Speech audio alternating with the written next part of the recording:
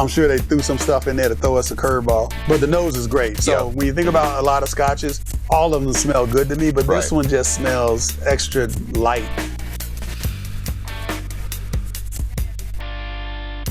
Yo, what's up, everybody? This is Reggie Kimball, aka Stickman #1. I'm here with my man, Stickman Simp. Stickmen Podcast, welcome. Don't forget to hit subscribe, all right? Hit the notification bell, hit the like button. So, hey, welcome to our second whiskey review. We're doing our single malts again. Last week, you probably caught the Glenfiddich and Glenlivet. Hope you liked the video. If you don't, sometimes I really don't care, but I kind of do. You might hurt my feelings, but I hope you like it. This week, we got Glenmorangie 10. It's a great budget sip, man. It really is. It's a great budget sip. It's in that $40 to $50 range. And remember, we're not experts. You know, we're kind of like single malt scotch for dummies over here, but we know a little bit more than the common man. Exactly. But you're not going to get a bunch of fancy terms from us either. No, not at all. You're not going to get a whole bunch. We're just going to give you a few maybe stupid jokes every now and then. Like I came up one earlier today and I said, how did they come up with the name Glenmorangie? I said, did Glenn want a little bit more Angie? Oh my God. I know that's bad. I know that's bad. No, that's good. That's Is that good. Okay? That's good. You probably the only one that thought about that. Back in the day, Glenn wanted some Angie, and he said, I want some Glenmorangie. And I'm going to make a drink to go with it. There you go. There you go. So, hey, let's get right into the history of it, though. Okay. All right. So, Glenmorangie, this is the original, by the way, the original 10-year. It was first released 175 years ago by my man. I don't know him, but I'll call him my man for the sake of it right now. You feel like William. Yeah, I've drank enough of his shit to say he's my man. William Matheson started this 175 years ago in Rossshire. Rossshire, Scotland. Rossshire. Yeah. Rossshire. The Shire. What is the Shire. You said it. The Shire. That's a Lord of the Rings type of thing. Lord of the Rings. Lord of the Rings. Bilbo Baggins. And his people. All right. There you go. All right. Yeah, a little bit of nerdy. Shire patch. Yeah, a little bit Shire of nerdiness patch. we got going on right here. Okay. All right. So it's always been known for some mellow tones with a delicate flavor. And we're about to let you know just how delicate in just a few minutes here. The distillery is actually owned by the company Glenmorangie, so it's named after Glenmorangie. But it actually happens to be a subsidiary of Louis Vuitton. Who knew? The you know, purse, leather wallets, you know, the little. I didn't know that. The big LV sign, you know. Okay. I don't have anything Louis. I'm not that fancy and not that cultured, but that's who owns it. Yep. But people don't also know that Louis Vuitton, the parent company, actually has some other things going on. They actually do a little Hennessy. So the brothers out there that like the Hennessy, they own Hennessy. They also own Moet. Shout out to my boy Biggie Smalls, who said back in the day, the Moet keeps me pissy. All right. That's my boy Biggie Smalls. Okay. All right. So Moet and Hennessy.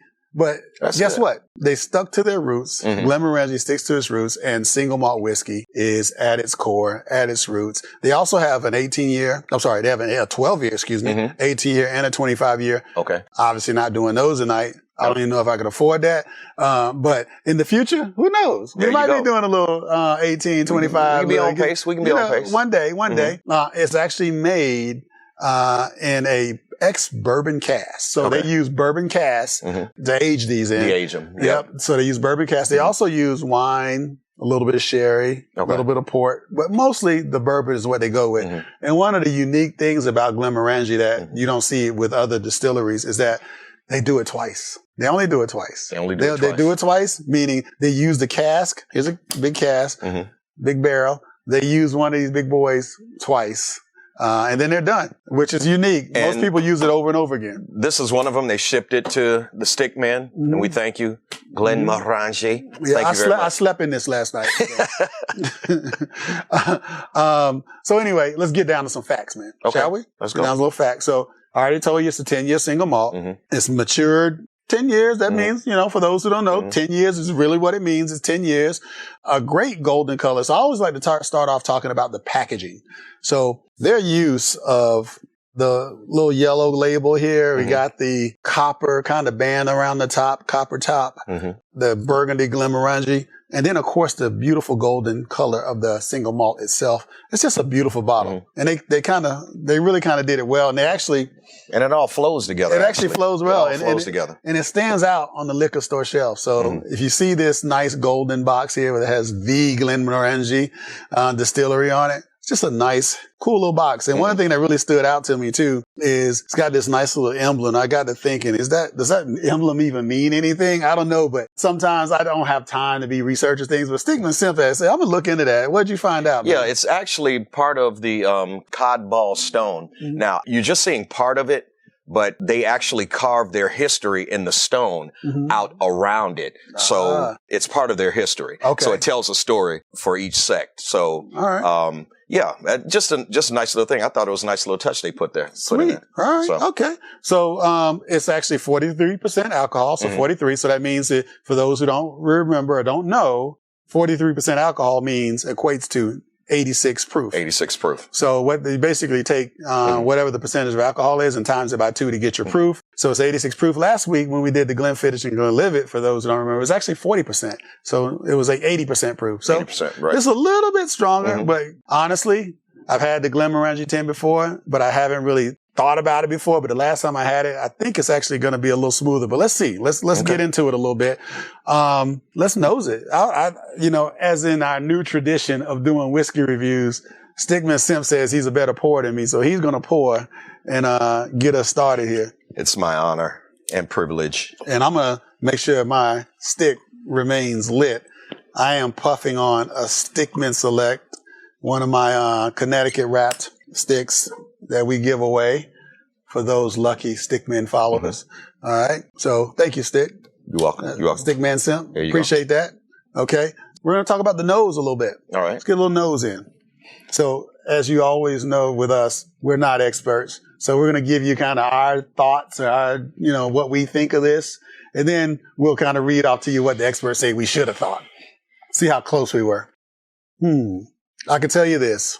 Thinking back to last week with the Glenfiddich and Glenlivet, I love the nose on this. Yeah. Glenmorangie's got the nose down, man. Nice. It's got a sweet, very sweet. I don't know how to put my, what do you want it? I do smell floral. I do smell floral this time around. Okay. And that's the sweetness that I'm getting. That's the sweetness. There's a floral smell to it. It's floral? Yeah, I'll definitely give you that one. What else? That's about as far as I can go. You know what? I know it smells sweet. There's probably some fruit going on in there somewhere, but I'm not 100% sure. But I'm sure they threw some stuff in there to throw us a curveball. But the nose is great. So when you think about a lot of scotches, me being a single malt whiskey head, all of them smell good to me, but this one just smells extra light and aromatic, just compared to some of the others. Yeah. And compared to what we did last week, I do smell a difference with this. I definitely do. So let's see what the experts say. The experts say that we should actually smell a little pale gold. I don't know what a pale gold is, but we should smell it. A little bit of soft fruit. So I think we nailed it there. Yeah, you got a little soft fruit. This one throws me for a loop. Sweet sawdust. I don't know what sweet sawdust smells like. I'm assuming it's fresh cut wood, maybe. Maybe people who live in a mill town or work in a mill factory. Maybe they'll get it, right? Light oak touches. I got that. Maybe a little oak, yeah. It's like when you say it and then you smell it again, it's like, that's what it is. That's what I'm smelling. So it's like when someone says this is what you smell, you're like, okay, let me see. Yep. Now this is where it gets a little close to home. It says that it has a little vanilla cream. Okay. And some cinnamon. And some light touches of passion fruit. I can't recall what passion fruit tastes like. I know it's sweet, but that's probably that fruity smell that we get too. Right. But then when you throw in the vanilla and the cinnamon, it's all kind of blends together very nicely, actually, I say. So the nose, if you're, a person who is used to maybe some of the more peaty scotches, you're not going to get that with this. Not at all with this. This is going to be very light. Dare I say it? We just talked about it being aged in bourbon cask. This is bourbon-like. I think that's what we're getting the sweetness from. That's the bourbon shining through. Okay. Yeah. All right. That's what I was saying. I'll take your word on that. Okay. All right. So let's get a little taste. There you go. Here. Okay. Now, let it sit on your tongue for a second. Yeah. That I did. And the coconut cream that was in the nose, it kind of jumps to my palate. That coconut ice cream. Coconut ice cream. Because I like ice cream. Just can't eat it like I used to. Hold on. I got to try it again. You just want to drink a little bit more. I do. So yeah, that's what I'm getting. And I catch it on the back of my tongue. That's where I'm catching it, on the back of my tongue. My back of my tongue's not that sensitive. So I'm like, but I know it's sweet. It's sweet at the beginning. Right. And it's actually a little sweet on the finish as well for me. but I like it. No, that's good. I like that's good. It. Okay. So what the experts say. Right. Let's see what the expert has to say about it. All right. So it falls into the fruity and spicy flavor camp. I'm going to stop right there because they go into a whole lot of crazy descriptions after that. But let's just settle on that for a second. What you should get, and obviously everybody's palate's a little bit different, but what you should basically get, I'm going to keep it real simple because we're not fancy guys, fruity and spicy flavor camp. Yep. Does that work for you? That's good. That works for me. Fruity and spicy. Fruity and spicy. If I were to describe the Glenmorangie on a taste, fruity and spicy, and especially when it comes to single malts. If you compare it to other single malts, this is really fruity. Right. This is extra fruity. It is. Extra fruity. And it's not that biting type spice. It's not a biting, it's a hint. Mm-hmm. It's a very mellow, slight hint of spice with it. I love it. So the finish, the big finish. What do you think? Let's see what you think. I'll tell you. Taste it one more time. Not that I had to twist your arm on that. Now, the finish, of course, is what we mean, it going down. Mm-hmm. It's very smooth. I still taste it going down. And it's not a bite. It's just no bite smooth, at all. It's you enjoy the taste as it continues to go down the back of your throat. Mm-hmm. That's what I get from it. That's what I get. All right. So it definitely goes down very smooth.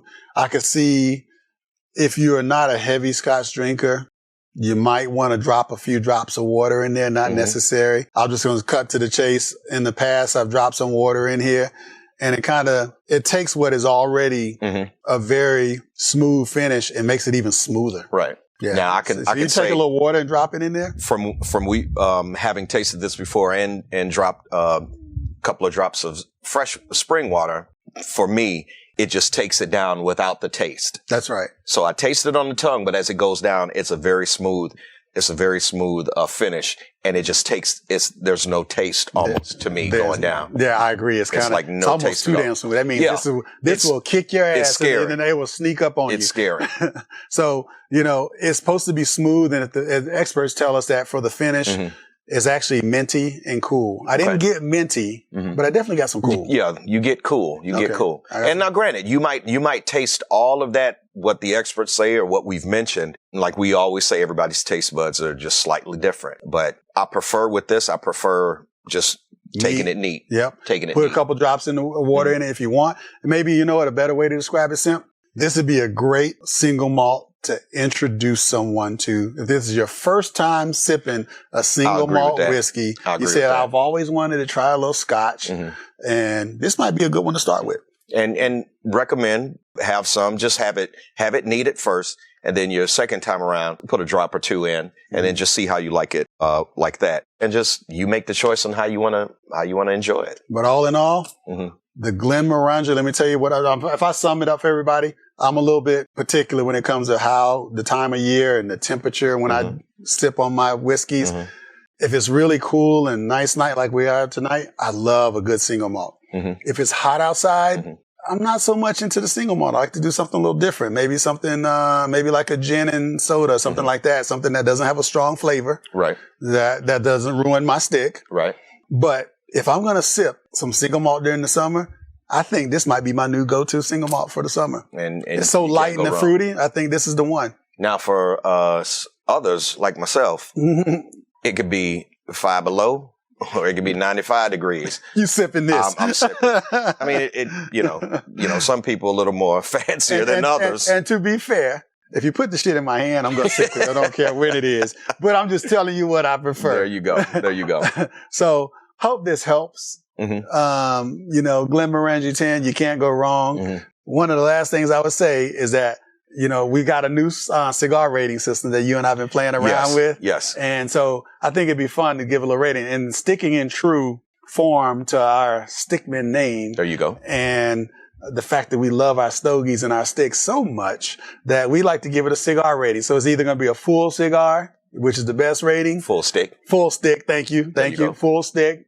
Or a 3/4 stick, half a stick, or a 1/4 stick, which means it wasn't that good at all. But I'm going to give this one. What would you give? I'll let you go first. I'm going to give it a 3/4 of a stick. Now, of course, you might give it something different if you're experienced drinking, but even for the common man or those who are starting out, they might consider this a 3/4 stick. So somebody probably considers this a full stick. They may do that. And on a given day, if I have enough of it, it's a It's like not even a full stick. It's like 2 sticks. It's 2 full sticks. Two there full you go. sticks. But I'll give it a 3/4 stick right there with you. Right there with you. 3/4 stick. It's not the best I ever had, but it's pretty damn good, and it's super easy to drink. Super easy. So Glenmorangie 10, you can't go wrong. Hey, Stickmen Podcast, that's what we do, baby. We talk about cigars, we talk about whiskey, and we talk about life. There you go. Check us out. Our next interview is coming up soon. Our next review is coming up soon.